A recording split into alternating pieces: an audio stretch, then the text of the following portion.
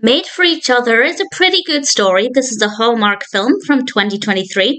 It's directed by Jeff Beesley, it's written by Erik Blotman, and we have a cast including Alexandra Turshen, Matt Cohen, and Aaron O'Connell.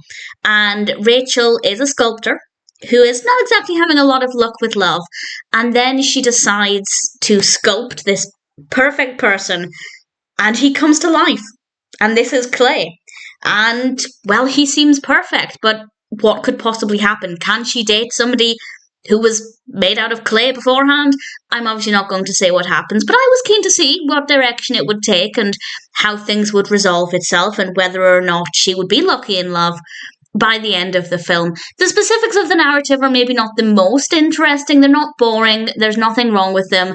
They're just maybe not as exciting as I'd like them to be. But the overarching narrative, I think, still worked really well. And I'd say that Rachel is a really likeable protagonist.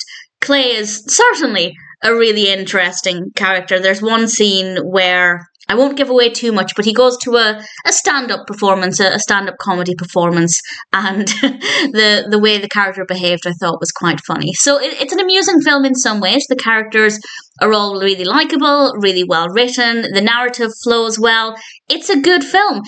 It's not necessarily boring at certain points, but as I said, it's just maybe not as exciting as a whole. But nevertheless, I still enjoyed it well enough. And if it sounds like a story that would appeal to you, then I'd say it's definitely worth watching.